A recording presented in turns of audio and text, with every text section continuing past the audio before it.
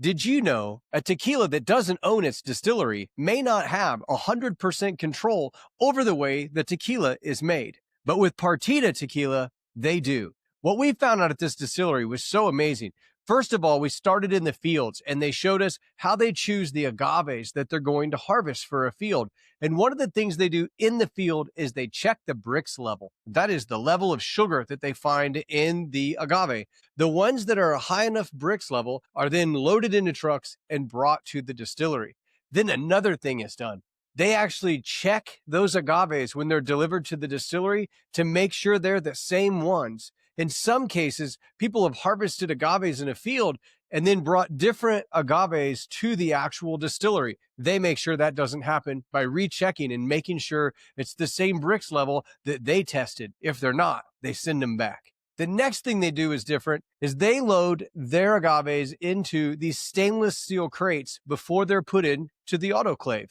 That way they can be loaded in with forklifts and brought out at a warmer temperature and dumped onto the conveyor that takes them to the roller mill. The roller mill and shredder process is the same throughout. It's a 6-pass roller mill. They're really doing a great job getting all of those sugars out. One of the things different they're doing in the cooking process than some of the other tequilas made in this distillery is every 4 hours, they're opening up the drainage lines to the autoclave to get the moisture and the water that has bled through those agaves and get that what's called honey, and they put that honey into a separate tank. Now, that honey doesn't have the same content of sugars because it hasn't cooked as long since they're doing it every 4 hours. So they have set up a system within the distillery to still cook that honey to make sure that the sugar content is high enough. Then they test that to make sure it's there before it's entered into the musto.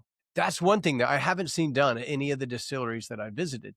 They also create their own yeast. They have a tank that's all the way in the back of their fermentation room. That tank has some coils in it. They put their first musto in there and they start to propagate the wild yeast. Once that yeast is propagated out of that first tank, then that tank's fluid is separated and put into other tanks where the musto is added. And that way their wild fermentation is the same in each tank, fermented from their first tank. And they create that just wildly in the distillery.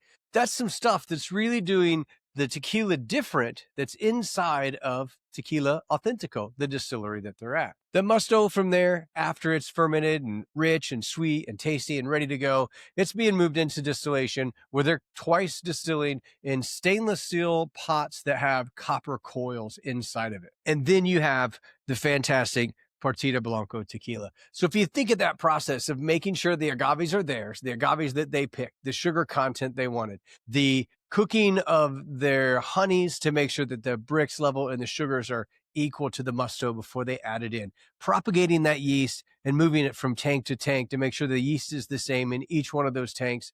And then that twice distilled product is fantastic. So when you look at the pricing of Partida Tequila and know that it's just agave, yeast, and water made the right way, check them out. Partida Tequila, pretty awesome. Thanks for tuning in. If you've got a tequila you'd like to learn more about, or you'd like me to talk about, or a tequila you'd like for me to review, put it in the comments. I'd love to do it.